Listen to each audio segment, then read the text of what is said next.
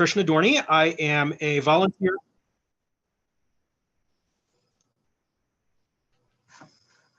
There you go. You can restart now. They got the recording going. Okay. All right, great. All right. Hello and welcome to the Preserve Minneapolis Lecture Series.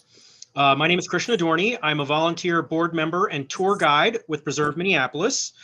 Preserve Minneapolis promotes and celebrates Minneapolis's historic architectural and cultural resources through advocacy, education, and public engagement. Many of you know us from our summer walking tours. However, this year we are inaugurating a program of in-person and online lectures focusing on local preservation and history issues. These lectures will be recorded and archived to help make information about local history and preservation accessible to all in the future. Today's lecture will discuss the archaeological activities surrounding the renovation of the upper post at Fort Snelling. Our presenters are Jeremy Nienow and Matt Flueger. Jeremy Nienow is the owner of Nienow Cultural Consultants. He is a professional archaeologist and historian with 30 years of experience and has spent much of the last 5 years working on projects related to the renovation at Fort Snelling. Matt Flueger is owner of Fort Snelling and Photographs, LLC. He is a photographer and historian. Matt has spent the last 15 years documenting and researching the Fort Snelling area. His study of archival maps and photographs has helped in the restoration of existing structures and identification of those no longer extant. Before I turn you over to our presenters today, we would ask that you save your questions until the end of the lecture. We will open the chat function at that time, and you can enter your questions there, and then I will ask them of the presenters. So take it away, Jeremy and Matt. Great. Welcome, everybody. I'm going to share my screen so people can see it. And, okay. Krishna, I'm going to let me know if you can see the screen and the presentation. Great. All right, welcome everybody. My name is Jeremy Nienow, and today Matt and I are going to be talking a little bit about the archaeology at the upper post of Fort Snelling and really sharing the integration between history and doing research and how that impacts and really informs the archaeological efforts that we've done over the last series of years. Matt and I have been working together and collaborating since 2018, first at the lower post and now at the upper post. And what I've learned as part of our experience and as our friendship has really grown together, working together, is that archaeology is an amazing tool to tell us things that are below the ground and give us insights and let us hold objects from the past and really make that connection. But often in places that have had a lot of activity, development, deconstruction, reconstruction, and things that have happened at them without the historic record, a lot of times we just don't have a full and complete story.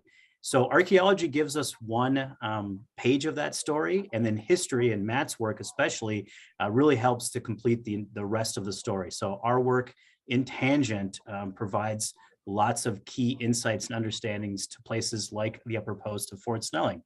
So today, throughout the lecture, I'll start off talking about archaeological components and what we were doing. I'll turn over to Matt and he'll talk about the historic aspects of the work and how we did the research. And then in the middle, we'll go over some construction monitoring things and activities that we did. And at the end of the lecture, we will actually give some examples of where we found things in the archaeological record.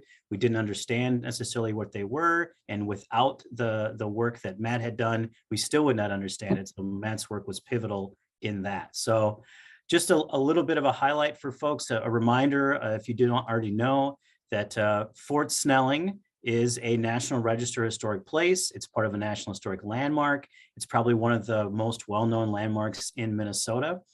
From an archaeological perspective, it is designated as 21 HE 99. Minnesota is the 21st state in this trinomial system. HE is for Hennepin County, and it was the 99th site recorded in the county. And currently, Fort Snelling Leased Housing Associates is in the active process now over the past 3 years of developing the Upper Post Flats project, using both state historic and federal historic rehabilitation tax credits. 30 The process and the project itself is really a mix of many different partnerships working together to make this project a reality. Without the support of individuals like the Minnesota Department of Natural Resources, or on the federal level, the National Park Service, the county itself, Minnesota's SHPO office, and of course, all of the amazing hundreds of tradesmen and women who are working on the site currently doing all aspects of construction, this project wouldn't work. The goal of the project itself at the end of the day is to rehabilitate all of the 26 historic standing structures that are currently present in the upper post and turn them into just under 200 units of housing. Much of that housing is affordable housing, and it has a preference towards veterans and qualified applicants. So as I mentioned earlier today, we're going to be talking a little bit about the site itself and how Matt and I got involved doing archaeology and research at it, the process and steps that we did before we actually got on site to do work, the construction monitoring process itself, and give you a couple of nice pictures of what that looks like. And then at the end, we're going to talk about 3 different instances or examples where we started with an archaeological discovery, an unanticipated discovery, and then through both archaeological and, more important, historic work, we were able to learn a lot more about what that archaeology was. So I think most of us are pretty familiar with historic Fort Snelling, or also known as Lower Post. It's started in construction in 1820. It was at the top of the Old Northwest, a way for the United States to come in and take control of an area, monitor trade and relationships with Native Americans, and keep out individuals from the North and other parts of North America. And it had a rich and varied life up until 1946, when the fort was ultimately decommissioned. Later on, those lands were given to Minnesota through the Federal Surplus Property Program. And for the Lower Post, the Minnesota Historical Society is the entity that basically manages those lands that were given from the federal government to the state. It's one of the most well-known and certainly one of the most excavated places in Minnesota. Excavations there began just a year before the centennial celebrations of our state.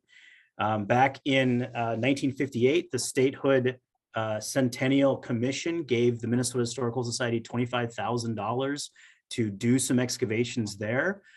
Some of that was because there was pressure at this time from the Minnesota Highway Department to create a plan for mixing through that area, highways 5 and 55. They had put out some plans in 1956. They were going to encircle, if you will, the round tower that was still present and one of the oldest buildings standing in Minnesota. They were going to encircle that with a highway project, and the Minnesota Historical Society and many other individuals thought we should think about doing some archaeology. Later, just a couple of years later, in 1957, John Callender started doing work there, and within the 9 months of that first excavation, he uncovered multiple buildings that were just immediately below the lawns and sidewalks of that property, which then started an archaeological effort which is still ongoing to this day. So it's definitely the longest, largest excavated place in Minnesota. However, it's only one part, of the overall fort. The Lower Post, Fort Snelling, is way down in the lower right corner of your screen where the round tower is. And what we're going to be looking at today, Upper Post, is this portion over here, this large portion, which now, as you'll see in a couple later slides, portions of this are under the highway, portions of this are also under the airport. But a lot of people don't realize that Fort Snelling was a very large property with hundreds of buildings on it over time. And we only have a small, nowadays, preserved glimpse, a shadow of that overall fort. Here's a topo map to give you a little bit more of an orientation to the area. Again, at the middle top of your screen is where historic Fort Snelling is, with the diamond, the historic diamond, the confluence of the Minnesota and Mississippi rivers coming together, the round tower, and then of course the giant cloverleaf stuff for highways 5 and 55 coming through. Here is Upper Post that we'll be talking about today, and then here is the airport down here. There's also, of course, Fort Snelling State Park, which is down here and managed by the DNR, just as the Minnesota Historical Society is the managing agency for the lower post. The DNR is the managing agency for the upper post. And Matt put together this slide showing basically an overlay of the upper post itself as it was by maps. And you can see that in this corner, we've lost all these buildings to highway construction coming through. These are the 26 buildings that are still standing, the ones that are highlighted here. Other buildings on upper post were already demolished previously. Some of them ran into highway work for 55 and 5, and then all of these were lost to the airport. So although we have 26 standing structures and they're all being rehabilitated as part of this process to a greater or lesser extent, and the vast majority of them are being turned into housing, we already lost a big portion of the upper post to previous development. So prior to this archaeological and then later on rehabilitation effort getting underway, and that really started in 2018, and then by 2020, the funding sources have been put in place, and by 2021, we were engaging in the monitoring and construction effort. Prior to this time, in that time period between the 1946 decommission, there was a brief period of life where the VA and others were using the space for housing. But then in the preceding decades, and certainly into the early 2000s, this really was a forgotten place in Minnesota. You could see it from the airport, you could see it from the highway. That's one of the things that brought Matt's interest to this to begin with, is seeing it from the highway and wondering what those buildings were. But for the most part, they were all abandoned.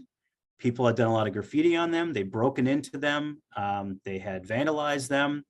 The properties themselves had been built during a different time, when we used asbestos, when we used lead and other things that are nowadays, hazardous, that we don't use in construction. All of those were present on this landscape, and we had to work around those as part of the early archaeology for the site. And then now, as rehabilitation has happened, all the asbestos and other things had to be removed first. Part is sort of part of the removal of the interior process for the building restorations, getting rid of the asbestos, getting rid of lead soils that are outside of buildings. A lot of large cleanup had to happen on this place, but really, in a lot of ways, Minnesota had forgotten about upper post. They really knew about lower post, and everybody would go there with their field trips and things and be very excited about it. But just across 55 was an entire part of the post that the upper post that people really didn't know about. So Matt and I got involved with this project back in 2018. We were contracted with Dominium Partners and the Fort Snelling lease partnership that got started, and the Department of Natural Resources. There looked like this time there was going to be a good funding source to actually have this rehabilitation occur. So beginning in 2018 and 2019, we undertook an archaeological, what we would call a survey of the property, a phase 1 survey, doing shovel testing across it to see what archaeologically was still present. We did have to do work in a lead setting, so we had to wear hazmat outfits sometimes when we were very close to buildings. And we also had to be concerned about people that were on site. There wasn't any fencing or anything like that around the property. So there were some challenges to it, and we had a large archaeological team that was there. Once we completed our shovel testing efforts, we then opened excavation units to look at things that we had found. So we had a pretty good idea going in what was there archaeologically, at least in a broad sense, on the landscape. However, there was an entire component of this which was really necessary, and that was the historic component. Matt had started working with us on lower post earlier that year, and in the fall of 2018, we really had the opportunity to, unlike lower post where MHS had done quite a bit of research before our archaeological efforts, there hadn't been a lot of research at all that was connected to the upper post. So Matt was able to step in and do an awful lot of historic research before we really got underway with our archaeology. And that aspect was critical to our overall project. So I'm an archaeologist with lots of background in archaeology, doing historic and prehistoric work. Matt is a specialist in Fort Snelling history and is highly passionate about it. And he and I quickly realized that we were going to become really good friends, and we started connecting together all of our interests and doing research together. So at this point, I'm going to be turning it over to Matt to talk for a little while about the avenues and directions that we did in historic research. And the background picture for this is our Nienow Cultural Consultants, my company's library that we have here at our offices in St. Paul. We have a very large library that encompasses all the upper Midwest, but is highly focused on Minnesota archaeology and history. And if you are interested in the future in coming using our research library, we want people to use it. You just have to reach out and connect with me via my website, and you can come in and do research in this space. So at this point, I'm going to turn over to Matt. Hello, good afternoon. So I got involved around 2008, started documenting the upper post photographically. Once I had done a pretty thorough examination of the upper post, photographically, I decided I wanted to learn more about what I had just captured in the camera. So I started at the Minnesota Historical Society, and there were a number of photos, and there were also some ledgers that were used by the quartermaster department to document the buildings, and their maintenance. Next slide. So starting in 1905, the U.S. Army Quartermaster Department started these series of ledgers, which would sort of manage all of the maintenance that were done on the buildings, describe the layout of the buildings. It would give you a name of a building number, what it was used for, how many people would use it, the cost that it took to construct the building, when it was constructed, the materials that were used for the walls, the foundations, the roofs, the floors, square footage, and then, each year there was a tabulation of maintenance costs for the building. There were, even in the homes, sort of a list made of the types of furniture that were put in the homes. In this first slide here, we see this is the first home on Officers Row. It's an 1880 construction. It was originally a captain's quarters. There were 5 of these at one point. 4 of them were lost to airport construction. Initially, Officers Row, in the very middle, there was a commanding general's quarters where Alfred Terry lived. He was the head of the U.S. Army Department of Dakota, and his staff all had homes on either side of this large mansion. The captain's quarters, which we see here, was one of the smaller homes. There were also field officers' quarters, which were quite a bit larger. Next slide. So some of the things that, we can find in these ledgers are, the buildings that are still there, which are, interesting to us as we're working on renovating them, but also the buildings that are no longer there. So when we are out digging, or, there's utility work going on, and a backhoe uncovers or scrapes up against something, we have to stop the work at that point and figure out what have we just come across. So these ledgers, in conjunction with some maps that we'll see later, help us identify exactly what we found in the ground. This slide is the former Post Theater, originally called the War Department Theater. It was built in 1931. It replaced a previous theater, which was built in a converted chapel. The 1889 chapel was at the very end of its life converted into a theater.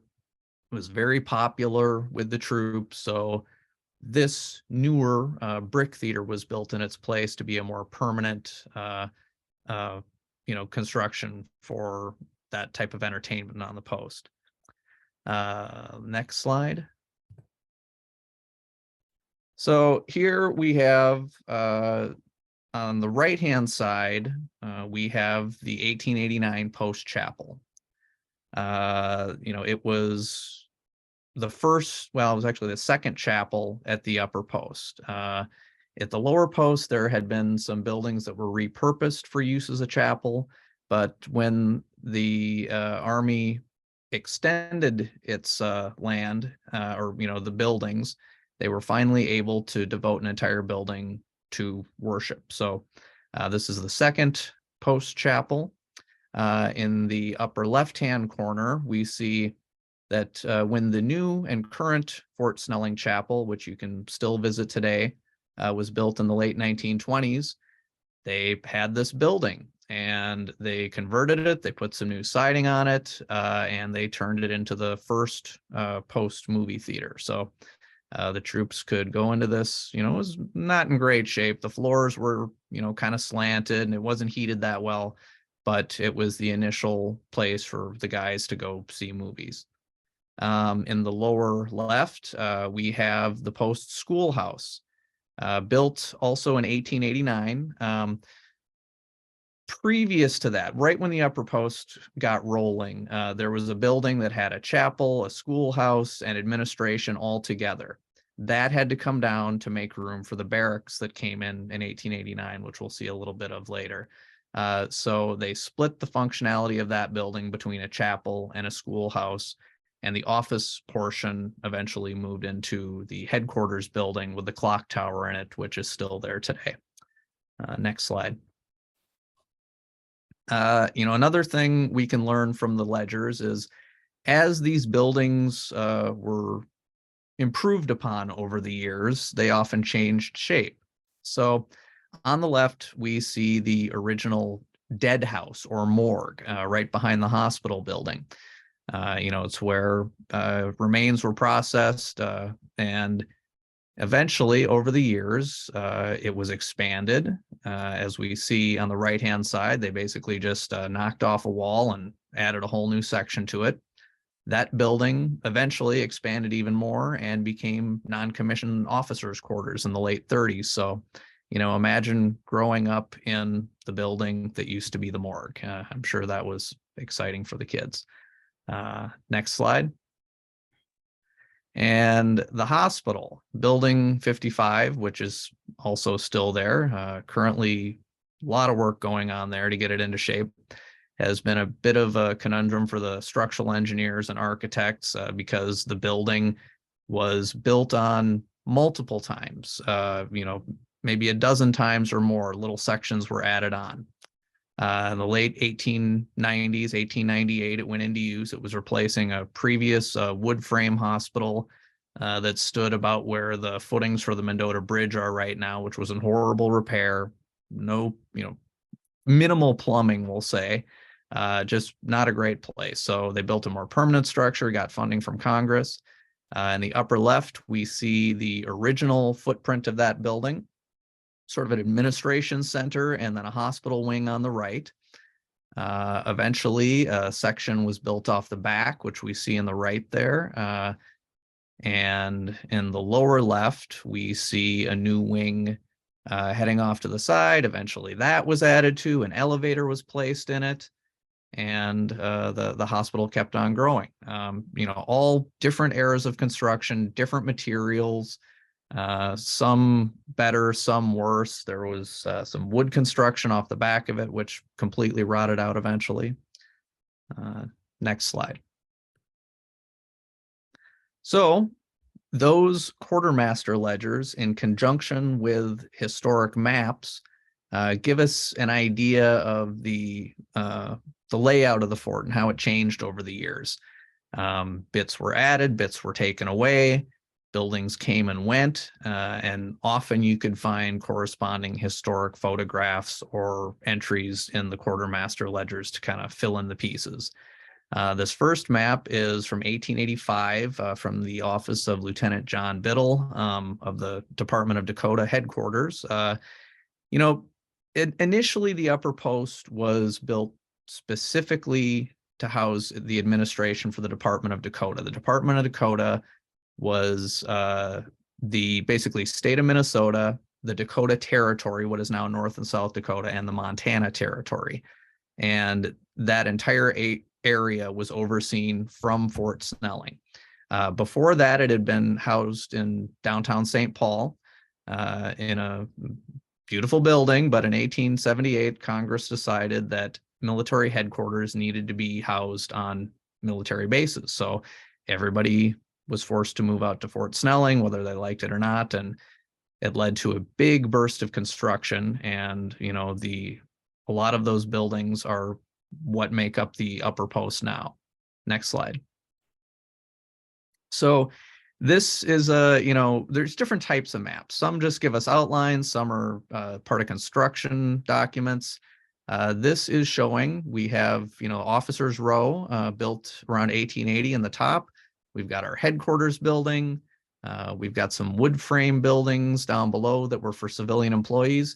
And now they're building the new barracks. So there were originally 4 barracks. There's 3 left. They built them in phases, 2 at a time. And this map, which was found out at the National Archives in College Park, Maryland, shows we have the first 2 built. The footprints are laid in for the second, and it gave us a great idea of the water and sewer inputs. So as construction was going on to put in new utilities in the last few years, old utilities were found, and maps like this give us a great idea when we find something in the ground, what it could potentially be, and we can decide that it is either important or not important. And, identification is sort of the key. And it's maps like this that give us that kind of insight. Next slide. This is an 1895 map of the same area. We see there have been more additions, with the barracks now fully built. There needed to be a chapel and a schoolhouse. So those were added behind the headquarters. We see a prison has now been built just to the right of that. So any prisoners from the post were housed there. We have a building for non-commissioned officers behind that. We have an ice house to keep everybody, ice to keep the home's refrigeration units cool in the summer. And we see a couple of buildings popping up behind the second barracks. We see a bakery, we see a root house. And one big difference is in the row of officers' homes. In the previous map, there were fewer homes. They realized that these yards were enormous. They had more officers. They were adding more troops. A full regiment was now stationed there. And they took advantage of the empty space and built new homes in 1892 in between the original homes. Next slide. This is a 1903 map. One of the insights we have here is that there's a color coding to it. So the red buildings are of stone or brick, and the brown buildings are made of wood. So we know when we're getting into the ground and what type of materials we might find. We would expect to find brick with some more wooden nails with the different types of construction. We have the new gymnasium in the upper right-hand corner. That is a building that's still there. That is the building that if any of you are following closely, there was a fire incident during the construction last year. But, preservationists and the different companies involved really, pulled out all the stops and have made sure that that building is on track to be restored, and it will, we'll get it back to the former beauty that it had. A beautiful red brick building. And again, behind the second barracks, we see this little L-shaped wooden building that we'll touch back on later. Next slide. So this is a 1920 map. Well, I should say circa 1920. A lot of these maps don't have dates, but you kind of look at what we know from the historic record to put a date to the map. And we know that during the World War I period, there were a lot of temporary wooden structures built. Directly after World War One, Fort Snelling was designated as a general hospital, a recovery center for troops that were wounded in the war. So we see these little wooden hospital wards popping up around the hospital building. We also see a new addition over between the 3rd and 4th barracks. We have an indoor firing range. So in the harsh winter, guys can still keep up their marksmanship skills. And let's see, next slide.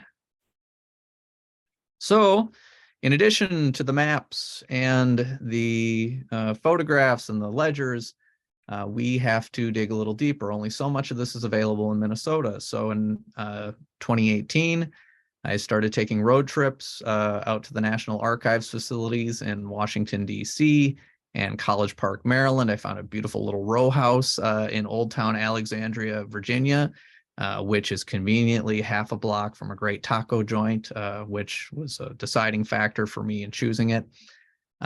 So we get on the train, head into Washington, D.C., and we go to the National Archives. And, before you head into the archives, you need to have planning done ahead. You need to know what documents you're going to pull because your time is limited. So you do all that in advance.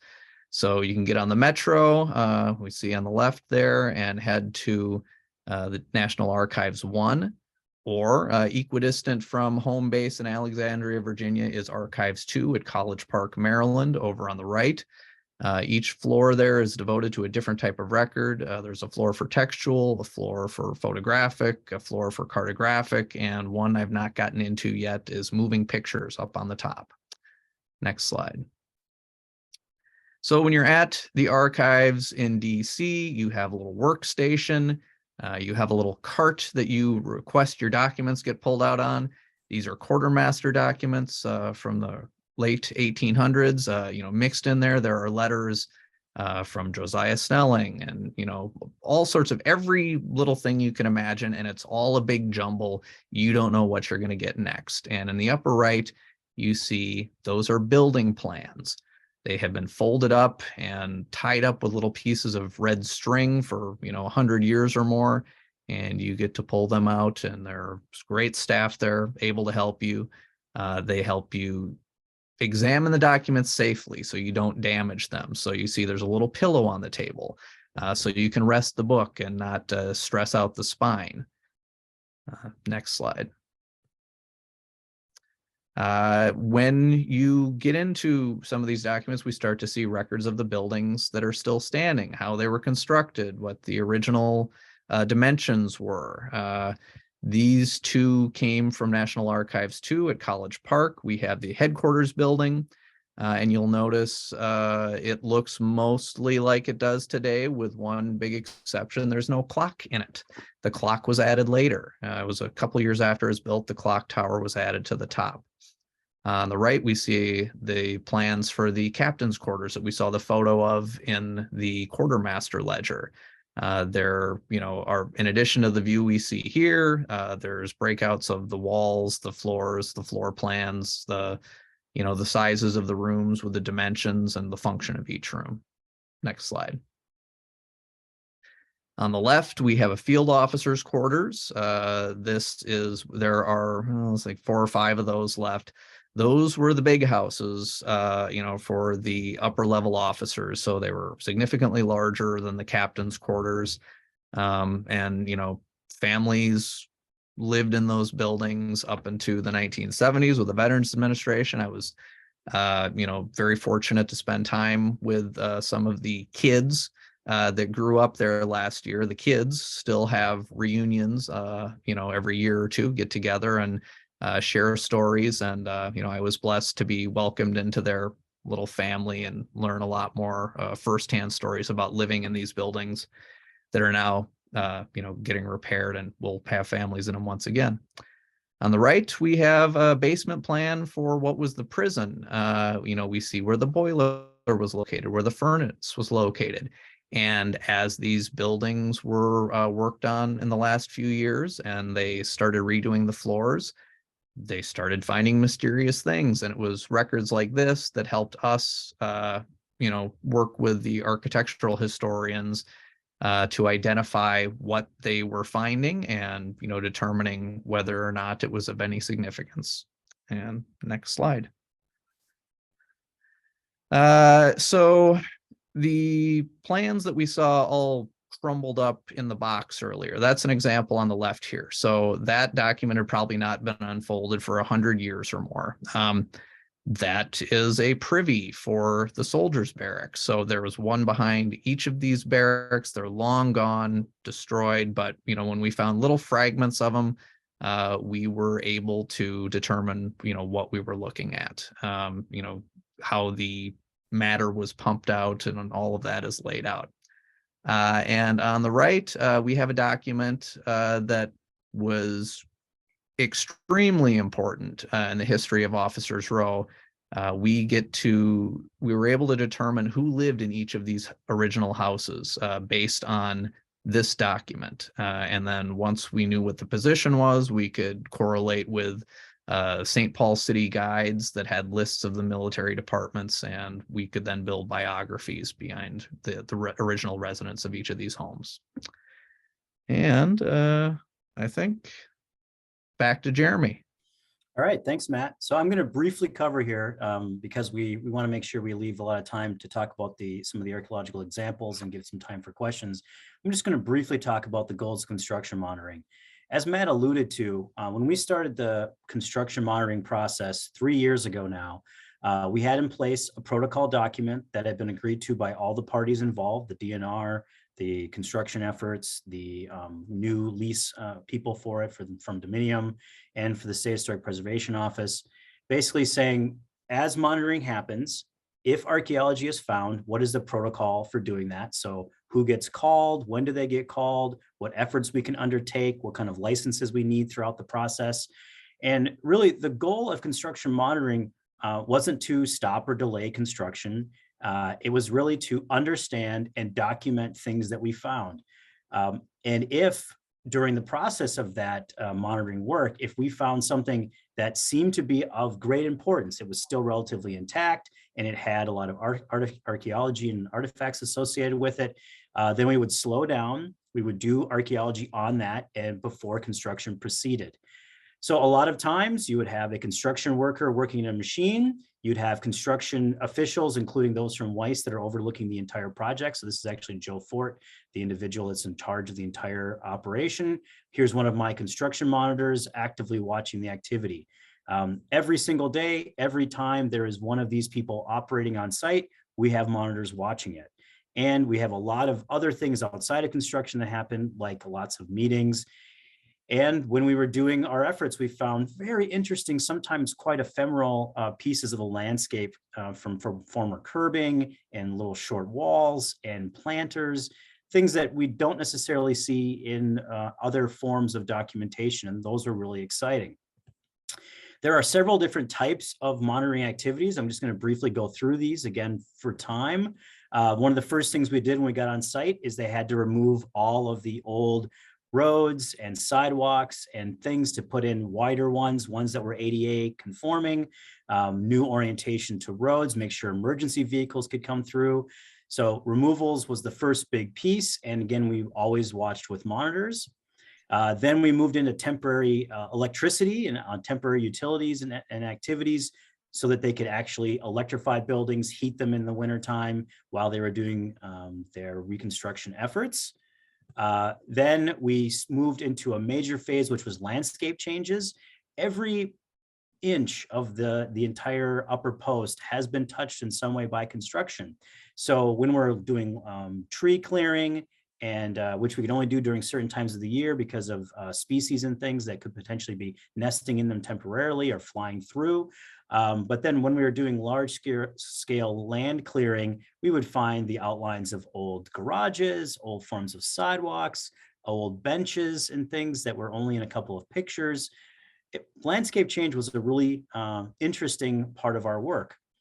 Also, we had to renovate the outsides of the buildings. These are areas that had a lot of lead, and lead paint had dripped down over the years and had been gotten into the land. And so they had to redo exterior landscape work, They had to put in new stairwells and pieces for folks so they could actually, if they had a basement unit, they could get outside of that unit through an egress window. So they had to put those in. And of course, we monitored every single step along the way. However, the largest single type of sort of large scale excavation that's been done during this construction effort has been for new utilities. Many of these utilities have to be buried quite deeply. So they're going 10 to 15 to 20 feet into the ground, opening up large swaths of the landscape. Now, some of these pictures, just to give you the idea, here's people way down here. I'm way above them, standing on the original ground surface. Sometimes they use big boxes to protect them while they're down in trenches. But most of the time they're opening up large swath areas so that they can safely do their work. But that means we also have an opportunity to find lots of interesting things. So now we're going to talk about 3 different examples of where monitoring found archaeological materials, what I found as an archaeologist, and then calling Matt as part of that process and saying, Matt, look what we found. What is this stuff? Working with Matt and to figure out what these things were. So in each of these 3 cases, in other places on the fort, we might have an archaeological record that tells us what this thing is. We have lots of dates, ranges from artifacts and other things. We would know exactly what we found. But in each of these 3 examples, we had scant archaeological evidence, and we really needed the historic record to help us. So the first of these is a mysterious building that is located. So Matt was talking about the dead house or the morgue. This is up near the northern part of the post. And we were putting in a new garage and a new parking area. And we found this poured cinder block pier with a little negative space for a post to go inside of that. We thought at the time, oh, okay, that's interesting. Maybe there was a clothesline out here. Maybe there's a light pole or something that was put in place. So we documented it. We kept moving forward with the project. And then we found another pier south of that pier. So now we had 2 piers. As we continued to expand out the area, ultimately, we found a series of 12 piers that were clearly for elevating a building. We found a stretch of a single course of limestone that was about 10 feet long. And that was about it from a structural perspective. We had a few artifacts that we'd found, a handful of nails and some ceramic, some glass. We did find a Winslow Glass Company fragment of a bottle that was from 1916 to 1940.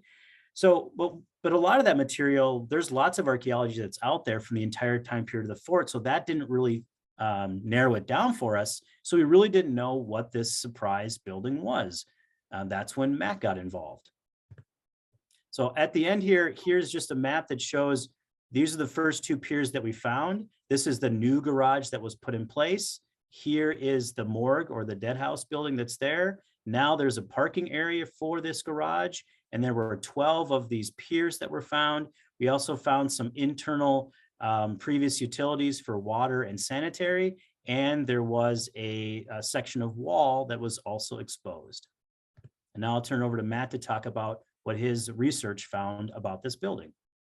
So I looked at maps going back to the 1870s and 80s. There was very little in the early years. And then finally, on just a couple of maps from 1937, 1938, something shows up in that footprint. It is only found on some maps that are labeled as having been adjusted, quartermaster maps that have been adjusted by the WPA. So we see that this odd-shaped structure that appears on both of these maps is not labeled. There's no number corresponding to it like we see on all the other buildings, indicating that this is probably not something maintained by the Army.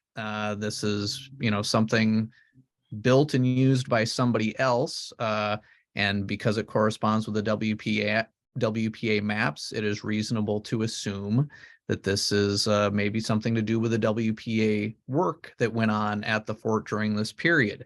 The WPA came in and put citizens to work building sidewalks, putting in drainage ditches, removing all of the old wooden porches from the buildings that required a lot of annual maintenance, painting, replacing of wood. So next slide.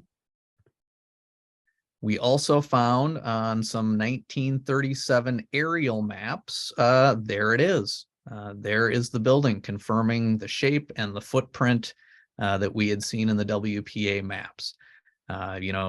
We did not see it on maps before 1937. And by the time we get to the 1940 aerial photos that came afterwards, again, it's gone. So very short-lived little building, unique, no solid evidence, but we think that it might have had something to do with the WPA projects done at the fort at that time. Next slide. The only photographic evidence we found of that building outside of the aerial is we have a 1938 photo of the dead house. And on the right-hand side, you can see two little stairways and just a little nubbin of the end of a building there. So it was not included in the quartermaster ledgers. So this again sort of indicates, not an Army building maintained by the quartermaster department. And out of everything that we have on file, no solid, great photos of it, just that one little corner. Jeremy? All right. Yep. So that was the first example. Here's the second example. So now we're down behind the barracks, and one of the things that had to be done for the construction effort was to put in an infiltration basin for runoff of excess water and things, different kinds of drainage. The site has had a history of bad drainage issues, and we saw lots of evidence of changes to the landscape and trying to divert water in various different ways. And of course, one of the things that the WPA did is put in a large ditch to actually try to get water to go in a certain direction. So we started to build this large infiltration basin, and at the one closer to 102, we had started to remove this area, and we found lots of ash and clinker and artifacts that are all dating to a 1904 to 1910 period, which is right before the fort's dummy line or its train line was put in. So that was probably for that. But then in front of that, there's this short section going east-west of limestone blocks that are all mortared together. They're just one course. It's been laid on top of sand, and then here's the original ground surface before the military got there. This is far enough away that it's not associated with the archaeology they were talking about up here, and this is one of my monitors here, Andrew. So we didn't have any archaeology associated directly with this small section of wall, and this was another big mystery for us that we didn't know anything about until we look at the historic record. So this building did not appear on any maps previous to 1892. We have 1888 to 1889 maps, does not appear there. 1892, it does appear. So on the left-hand side, we see that at this point, it is indicated as being used for band practice, etc. There is a little bit of a mention of a post trader.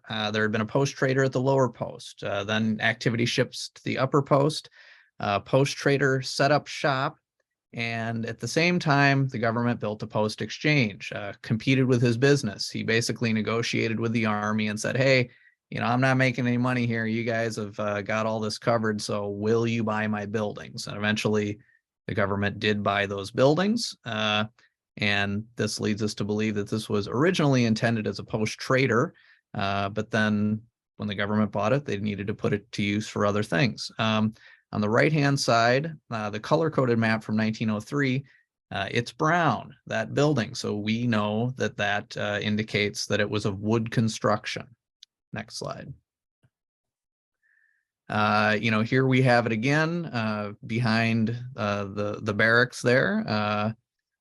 This is an 1895 map, no indication of what it was being used for at that time, but we can assume that it was probably still being used as the band practice area. Next slide. And here we have what it was labeled as a circa 1900 photo of the 21st Infantry Band.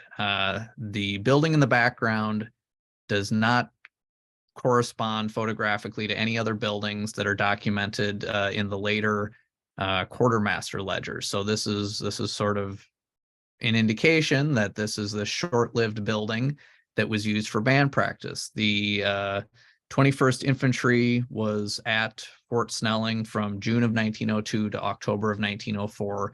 So it fits nicely into that story. Next slide. All right, so, and I'm going to just back up a little bit and say that when we were doing the archaeology here, once we started talking more with Matt, it's a back and forth relationship. When we analyze the artifacts that were from here, and Matt's telling us that this is part of a wooden building, the artifacts that are in front of it that date just after the building has been demolished and go up to 1910, there's also a mix of red and yellow brick inside of this area. And again, we know the building is a wooden building, so it doesn't have brick.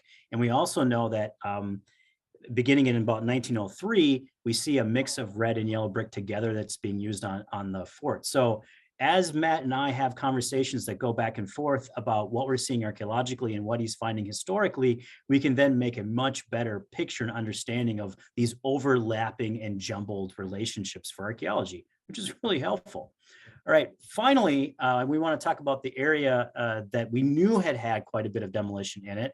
And that was for, again, as I mentioned at the beginning of the talk, which had spurred the work at Lower Post, was the movement to have an intersection for Highway 5 and 55 put through. And this really gets underway in 1959 to 1960. And so we actually have a photograph of one of the buildings, the theater building that we mentioned before, being removed by a construction company prior to the highway being put in. Here in 1953 is an aerial that shows the Upper Post area, and we just have the bridge going across and a little bit of a road. But then by 1970, look at the entire expansion. Here's the airport now. Here's Highway 5, 55 coming through. It's all been bisected. And here's a close-up image that shows that there used to be a whole series of buildings that were here that are now gone for the highway. So when we were doing our work in this area, we knew that these buildings had been demolished, and we assumed that there probably wasn't anything left from them because they had been torn down and then the highway had come through and then sloped and slanted its area after the fact.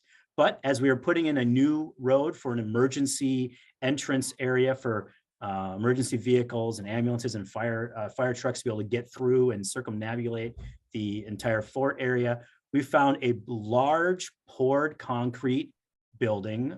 So that's a later building type, big, massive walls, big length of it, squared off in the front going that way. But then interestingly, in front of that is a smaller, a limestone mortar outlay building, has the same orientation, and it's on almost the same footprint. We don't have any archaeology besides these wall segments that we found, and they both run off and are basically immediately cut off here by the slope for the highway system. So all that's left is these little slivers of these buildings with no other archaeology, no other artifacts. And here's what Matt learned about those. Here's just another shot of the in front one. So we kind of had an idea with the concrete one, what this was, but this was definitely a mystery to us.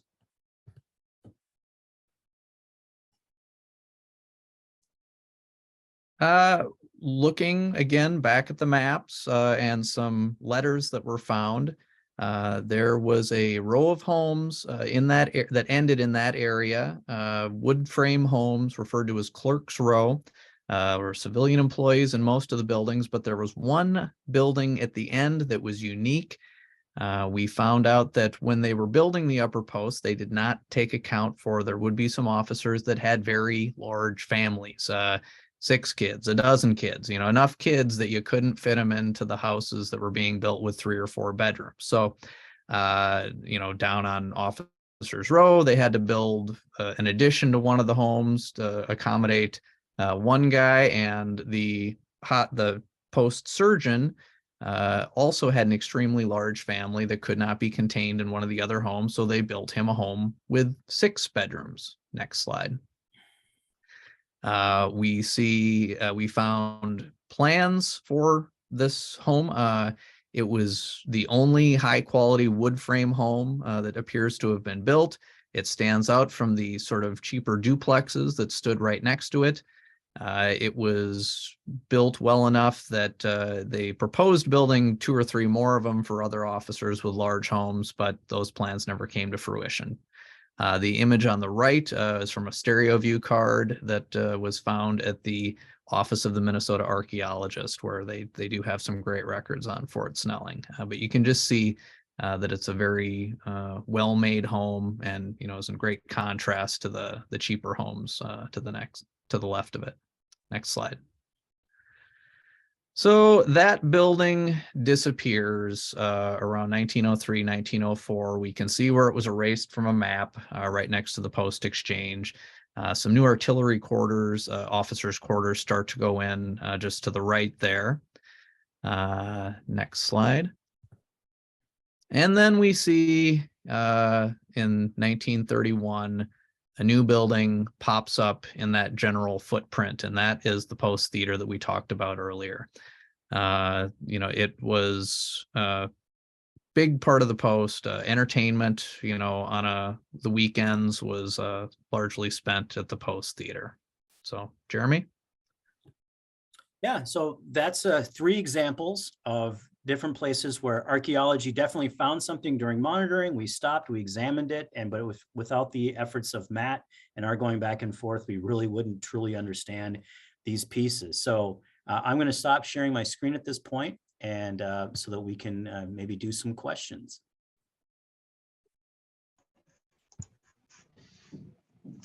Okay. If anyone has any questions at this time, please enter them into the chat. And our first question is from Elaine, who asks, a few years ago, the Upper Post site participated in Open Doors, or I think it's Open Streets, Minneapolis. Will the Upper Post site participate again this year? I don't have an answer for that. I'm not part of the Dominion, the agency that's leasing it. We're just a client that's out there doing the work, part of the rehabilitation, but I hope that they would consider doing that. All right. Next question. Can you talk about a bit about how your work intersected with the history and archaeology of the Ojibwe people? So there is a large Native American element or component that is on the Upper Post. There used to be more of the bluff edge that was present, and there is actually a large archaic component site that's a few thousand years old that's present. Also in that area, there are a few examples of early, before the fort is really developed. This area was an area during the US Dakota War that was used as a retaining or detaining area for some groups of Native American people, not the same as the area immediate below Lower Post, but there was some evidence of that, and it's discussed in some other books, like Steve Osmond's book about the fort during the Civil War period. However, so those kinds of interactions, those small amounts of pieces from Native American history were things that were also found. But luckily, that area of the development, because we knew that there was a large Native American component there, a lot of the effort was actually shifted off of that to preserve and maintain that part of that narrow strip that goes along the backside of it, so those things weren't impacted. So most of our efforts were focused outside of those areas. Next question. All right, this one's probably for Matt. Did Custer leave from Fort Snelling when he went to Little Bighorn? I've not seen any direct evidence that Custer was ever actually at Fort Snelling. His unit, to my knowledge, was never stationed there. His orders probably were being sent from Fort Snelling, but no indication that he would have actually ever been there. There is, some people do graffiti at Fort Snelling, and at some point somebody carved Custer was here, but it was on a building that was not built until about 30 years after Custer's demise. So. All right. How did 2 different agencies, Minnesota Historical Society and the DNR, end up managing the site, and what complications does that present? That's an interesting and complicated question. All those things were put into place before I was born, so I don't have good, answers around the Federal Surplus Act, which was put in place in the 1960s. However, what it does mean, though, is you're absolutely right. Two different agencies are doing this work. So when I was doing my work at Lower Post, all of my work was being done with historic Fort Snelling. They have a different mission and goal. There's a lot more of an educational piece for them. People are actively going out there and doing tours. They've got the reconstructed fort that's there, and they do a lot of historic interpretation there. But the Upper Post, which is managed by the DNR's focus historically has always been on the state park below the bluff area, and really was not on the Upper Post area. And it was really just a maintenance, making sure that trying to keep buckthorn and things out of that area, trying to keep people out of the buildings. So that was a very different management strategy between those two places. And that has created different relationships. And I would point out too that those were only two of the agencies involved up there. The Boy Scouts have a little piece of the pie, and the Veterans Administration has another section that was an old quartermaster facility. The Minneapolis Airport Commission. I mean, there are multiple players at once, so it has made the restoration efforts very complicated when you have so many different groups that kind of all need to work together to make things happen. All right.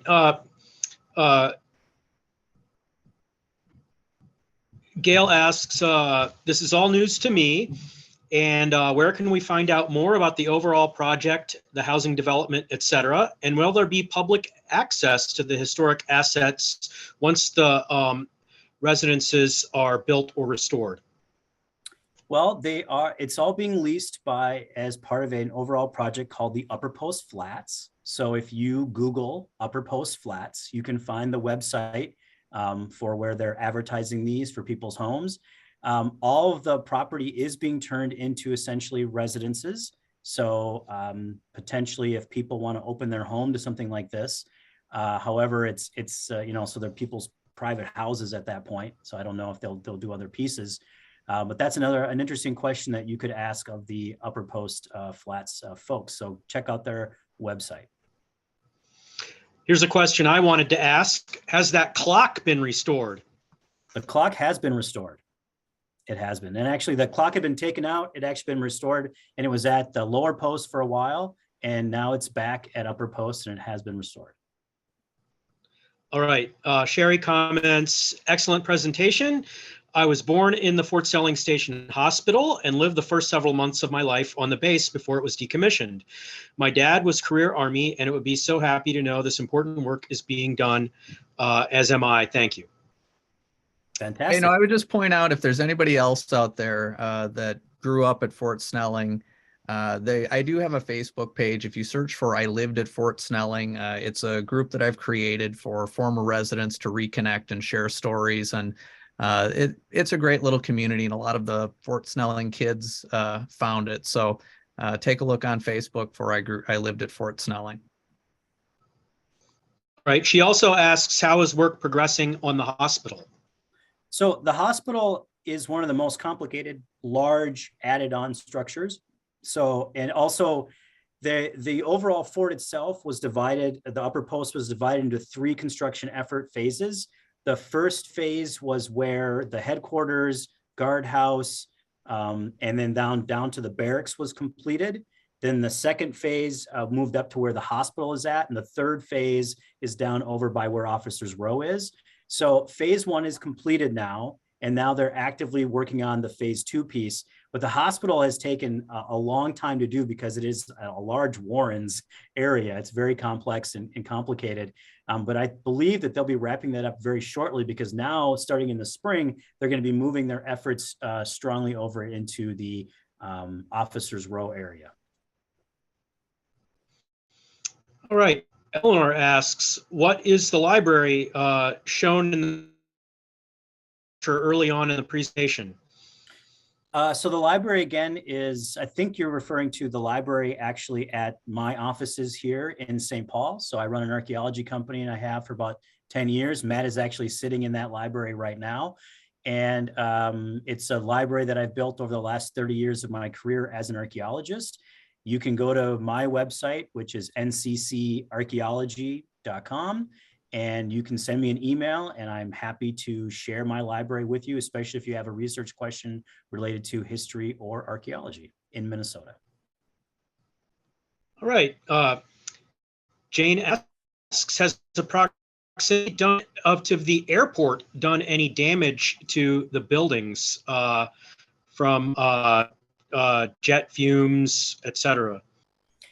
Not to my knowledge. The buildings themselves, the airport is always there. When we're doing construction, it is a loud and noisy place. But these buildings, especially the buildings that are left, which are primarily brick structure buildings, were definitely built to last by the military, and they were constantly updated and maintained. So even though they went through a period of deterioration, they're now being restored using guidelines from the National Historic Preservation Office, Minnesota's SHPO office, and they're taking their job very seriously. So they're being completely rehabbed. And I can tell you from experience, when you're inside the buildings, the airport noise is significantly less. Surprisingly, I thought for sure it was going to be a noisy place, and it is really not a noisy place. I did hear some stories from the Fort Snelling kids that in the old days, maybe when the flight paths were a little bit different, they would be having conversations, and it just became habitual. When a loud plane came in, the conversation stopped for a minute and just resumed. And when they would have visitors to their homes, that was something people had to get used to, was the pause in conversation when something went over their home. People who live around Lake Nokomis still do that. Bob Roscoe would like to know about the soil types. Well, that's an interesting question, Bob.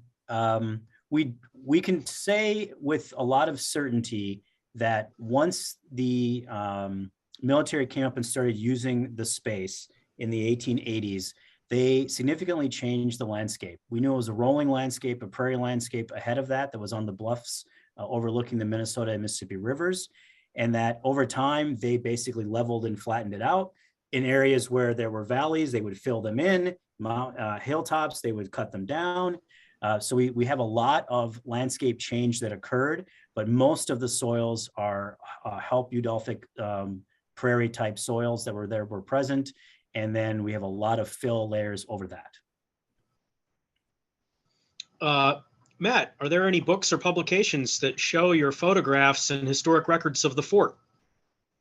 My photographs have been used. There was a guidebook in 2010 that I worked on with Stephen Osman and Todd Hintz called Fort Snelling, Then and Now, the World War II Years. And I went around and I used historic photos, and then I took photos modern day 2010, put them side by side so you could kind of see a comparison as to what they looked like then. But, that's about the only publication. But my Facebook page, Fort Snelling and Photographs, you will see a lot of my work and a lot of the maps and documents that I found at the National Archives. So Fort Snelling and Photographs on Facebook, check it out.